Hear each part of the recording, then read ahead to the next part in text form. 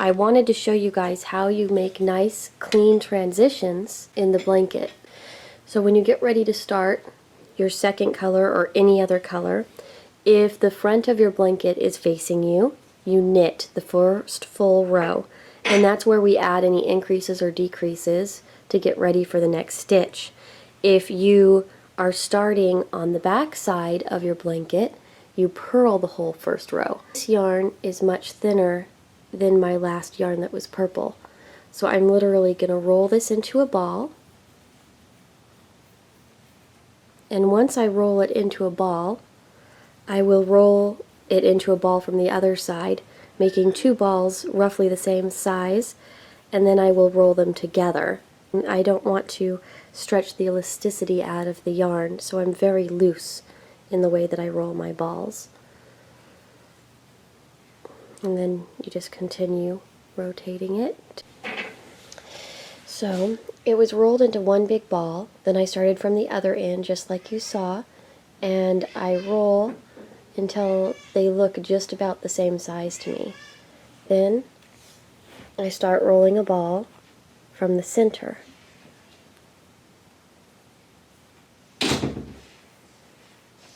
And then so this is going to be held together using the two strands. I do this for anything that's really, really lightweight, and anything that's like lace weight or thin mohair. I might even do tripled to knit it into the blanket.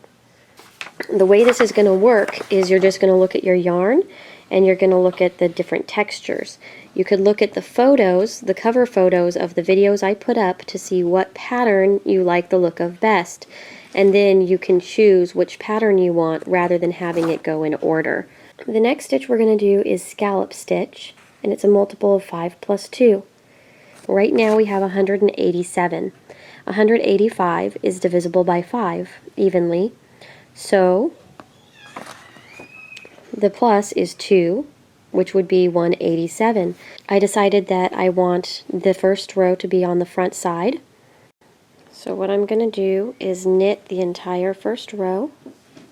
I fold the end in half, at least 6 inches away from the edge.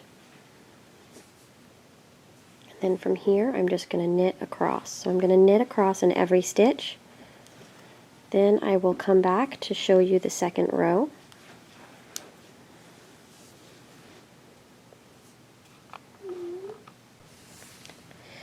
So we're going to be starting on our first row of the pattern. It happened to work out in this case because row 1 is on the wrong side, which is WS. RS is the right side, which is, the front. Wrong side is the back. Think of it that way. And it says row 1 is on the wrong side, and we purl across. So we are on the wrong side, so we get to purl across. For this row, I am just going to be purling across. So wrap. So we purl all the way across, and as soon as I am done purling across, then I will be right back to show you row number 2. We're going to be working on row 2 of the pattern. Row 2 of the pattern is knitting straight across. Now, a blanket like this, we are going to end up having a lot of ends. Something that you can do, especially in a row like this where it's just knitting across, is you could start weaving the ends in as you knit. So every other stitch I'm going to hold the yarn that's the short end in back with my left hand. That hides it across the back. The next stitch we just knit plain. The next stitch you hold it above the second needle. Next stitch we knit normal. And this is a good way to weave in ends.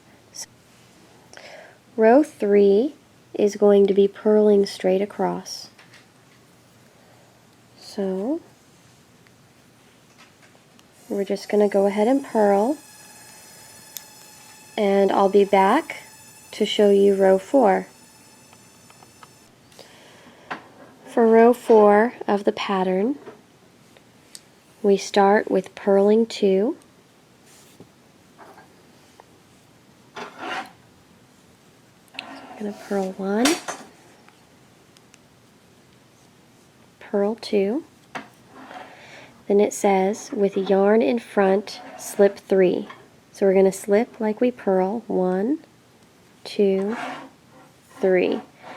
Then it says purl 2.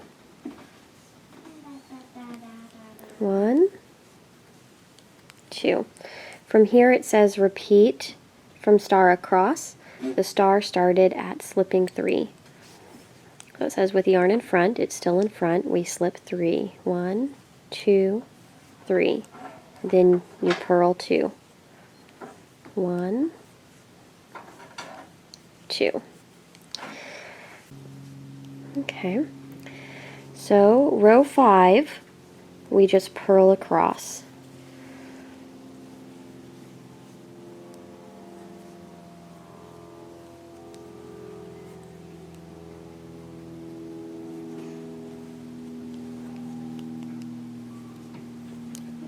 So row 6 is just going to be like row 4 was. We purl 2,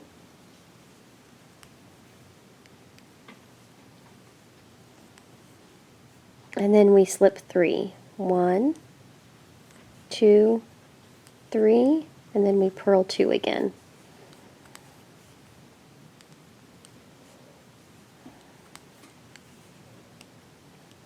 So we slip 3, and then we purl 2. I'll do it one more time, and then the rest of the pattern is repeating those 6 rows. And I like to break it up like you see right here. We started with something that looks very vertical, and then next we're going to do something that looks almost quilted or horizontal.